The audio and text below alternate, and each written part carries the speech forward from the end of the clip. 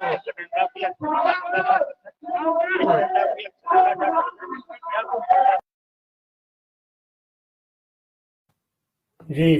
तो इस तरीके से आप देख रहे थे, आज पूरे देश भर में, हर राजधानी में राजभवन का घेराव हम लोगों ने किया है, अपने किसानों ने किया है और पहली बार ये हो रहा है कि भारत में मजदूर और किसान ये दोनों लोग मिलकर के दोनों संगठन का ये जो संयुक्त मोर्चा है, ये पूरे प्रदेश में ये पूरे देश भर में कर रहा है और अभी आप देख रहे थे चंडीगढ़ में ये ऐसे लखनऊ में हो रहा है, ऐसे पटना में हो रहा है, ऐसे ही कटक में हो रहा है, ऐसे मद्रास में हो रहा है।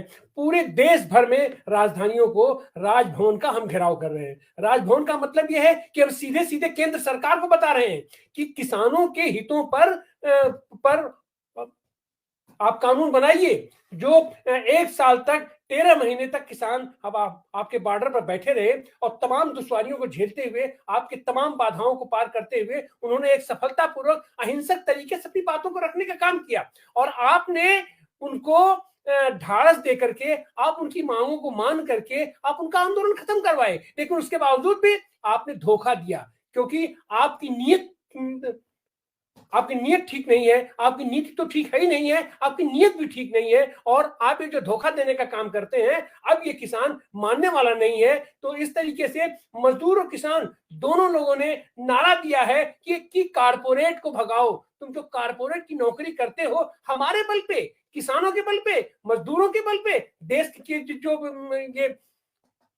ये निर्माण में अपनी सक्रिय भूमिका निभाते हैं, आप उनको बरगला करके, उनका शोषण करके, उनका दोहन करके, उनकी सारी संपदा को चंद कारपोरेट पूंजीपतियों के आप हवाले करना चाहते हैं। अब ये नहीं चलेगा। अब ये किसान जागा है, मजदूर जागा है, ये देश बचाने के लिए, संविधान बचाने के लिए ये एकजुट हुआ है और यह आंदोलन के एक तरीके से दूसरे चरण में हम प्रवेश किए हैं। अब हम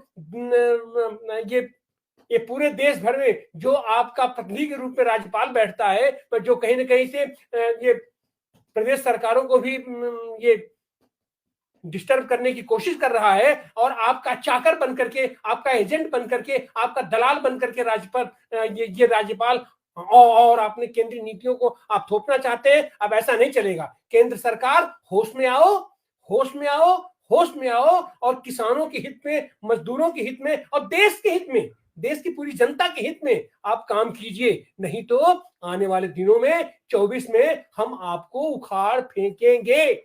जनता द्वारा जनता को अब आप बेवकूफ नहीं बना सकते हैं। अब आप जुमलों के बल पर सांप्रदायिक ध्रुवीकरण करके अब आप कुछ नहीं करेंगे और उसका परिणाम हम आपको आने वाले दिनों में ये 5 राज्यों का चुनाव हो रहा है उसमें भी आपको देखने को मिलेगा। हमने कह दिया है और आपका कृषि मंत्री, आपका गृह मंत्री के इशारे पर हमारे किसान को सीधे सीधे रौंदा गया खीरी लखीमपुर में और आपने उसको आज तक आप उसको दंडित नहीं किए, आज तक आप उसको निलंबित नहीं किए, आज तक आप उसका मंत्रिमंडल में नहीं लिए, जबकि आपने वादा किया था कि हम किसानों के ऊपर जो हमारे 700 किसान शहीद हुए, आपने उनके लिए आज तक कुछ नहीं किया और आपने कहा था कि इन किसानों के ऊपर आंदोलन में ये भागीदार किसानों के ऊपर जो आपराधिक मुकदमे दर्ज हुए हैं आप उनको वापस ले लेंगे। आज तक आपने वो भी नहीं किया।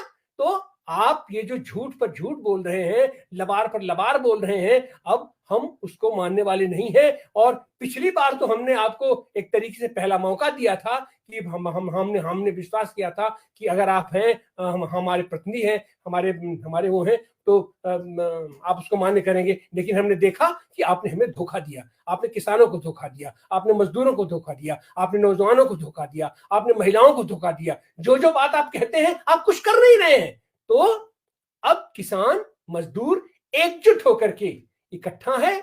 मोदी जी अब से भी आप संभलिए और अब तो हमें मान के चल रहे हैं कि अब आप सुधरने वाले नहीं, संभलने वाले नहीं है, क्योंकि आप जिसकी नौकरी कर रहे हैं, आप जिसकी चाकरी कर रहे हैं, आपने उससे जो वादा किया है उस वादे के खिलाफ आप नहीं जा सकते हैं। देश की पूरी संपदा चंद लोगों को या 2-3 लोगों को सौंपने का जो आपने ठेका ले रखा है, अब वो हम नहीं चलेंगे। उसका पर्दाफाश हो चुका है। पूरे देश की संपदा सारे ये सार्वजनिक उपक्रम आप उनके नीलाम करते जा रहे हैं। उतना ही नहीं, अब तो देश के नौजवानों का, देश के लोगों का भी प्रॉपर्टी, अभी अभी एक सीधा उदाहरण दर्ज हुआ है हमारे बनारस में सर्व सेवा संघ का पूरा परिसर आप बलात् तरीके से अपहरण करके, गैर कानूनी तरीके से आप उसको उठा करके आप उसको खाली करवा दीजिए, बुलडोज कर दिए। गांधी ये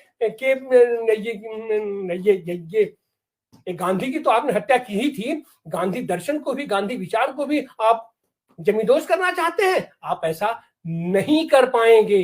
देश की जनता आप समाजवाद की तरफ बढ़ रही है। समाजवाद केंद्रित सरकार बनाने के लिए आने वाले दिनों में 2024 में हम आपको नस्त नाबूद करके छोड़ेंगे और उसका प्रतिफल अभी आपको, उसका परिणाम 5 राज्यों के चुनाव में मिल जाता है। आपके देश का आपको सारी मौका रहती है, आप सब पहुंच जाते हैं। आपके देश का एक प्रांत